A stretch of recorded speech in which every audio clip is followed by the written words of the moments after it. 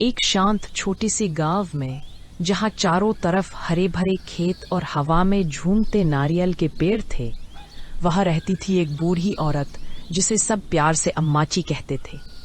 उसका घर गांव की आखिरी गली में था। पीली मिट्टी से पूती दीवारें, लाल खपरेल की छत और एक छोटा सा बाग जहां गेंदा और तुलसी महकते रहते थे। हर सुबह सूरज उगते ही उसके छत पर पंछी आकर चहचहाते। अम्माची वहां अकेली रहती थी।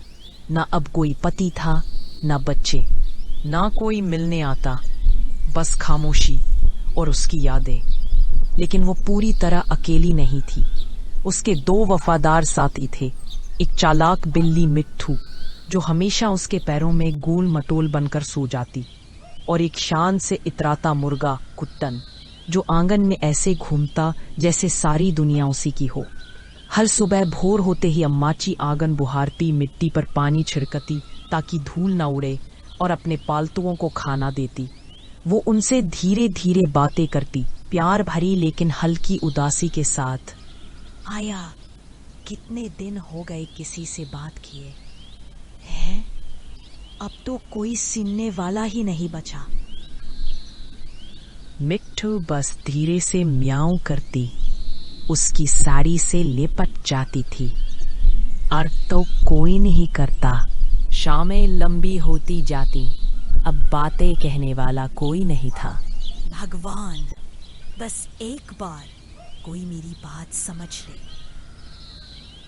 प्रकाश मिट्ठू और कुट्टन को छूता है, वे चमकते हैं। तुम्हारी दया और सब्र के लिए आज मैं तुम्हें अपना तोहफा देता हूँ।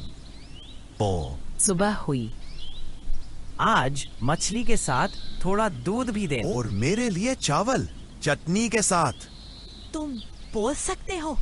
हाँ अम्माची, और अब हम तुम्हारी सारी बातें भी समझ सकते हैं। उस जादुई सुबह के बाद उस पीले छोटे से घर में जिंदगी बदल गई। हंसी लौट आई, चुप्पी अब बातों से भर गई थी। बरसों बाद अम्माची की आवाज को साथ मिला था। टू अपने सपनों की कहानियां सुनाता, जहां वो आसमान में सुनहरी मछलियों का पीछा करता। कुट्टन शान से बताता कि एक बार उसने सांप को डरा दिया था। तुम दोनों तो पूरे नाटकबाज हो। वे बोर्ड गेम खेलते, पिछवाड़े में नाटक करते और रात में मिलकर लोरियां गाते। पर गांव में बातें फैलने लगी। पड़ोसी कानाफूसी करने लगे। अम्माची के घर से हर रोज मेला जैसा शोर क्यों आता है? मैंने कई आवाजें सुनी, लेकिन वो तो अकेली रहती है। बच्चे बाड़ के पास से झांकते। एक दिन गांव के सरपंच की बेटी मीनू दरवाजा खटखटाई। अम्माची, क्या मैं अंदर आ सकती हूँ? आपके घर से तो बहुत मजा आ रहा है। अरे, वो ऐसा नहीं है। राज खोले अम्माची, शायद अब वक्त आ गया है। तो अम्माची ने मीनू को अंदर बुलाया, और जब मीनू ने बिल्ली और मुर्गे को बोलते देखा तो वो डर से नहीं, खुशी से चीखी। आप तो सबसे जबरदस्त अम्माची है। जल्द ही और बच्चे आने लगे। अम्माची का घर गांव का सबसे जादुई स्थान बन गया। पर अम्माची ने सबको वादा कराया, बड़ों को मत बताना। कुछ चीजें सिर्फ उन बच्चों के लिए होती है जो अब भी यकीन रखते हैं। उसे कहा जाने लगा अम्माची क्लब, एक गुप्त प्यारी जगह जहां दया से जादू जिंदा हो जाता था। पर जादू ज्यादा देर तक छिपा नहीं रहता।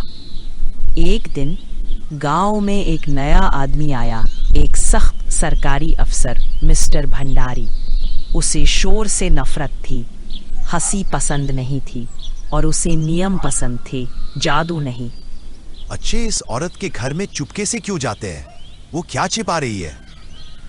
एक रात उसने खिड़की से झांका, और जो देखा उससे वो कांप गया। और फिर भैंस ने संस्कृत में कहा, मऊ। ओह मेरी मूंछें। मिस्टर भंडारी चिल्लाया, बोलते जानवर। और वो भागा अफसरों, रिपोर्टरों और वैज्ञानिकों को बुलाने। कुछ ही दिनों में अम्माची का घर लोगों से भर गया। कैमरे, लाइट, माइक। आइए हम जानवरों का अध्ययन करें, उनका विच्छेदन करें।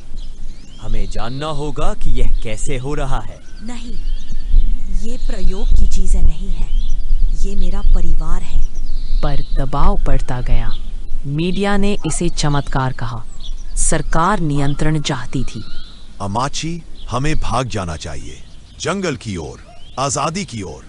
नहीं, मैं तुम्हें जाने नहीं दूंगा, अकेले नहीं।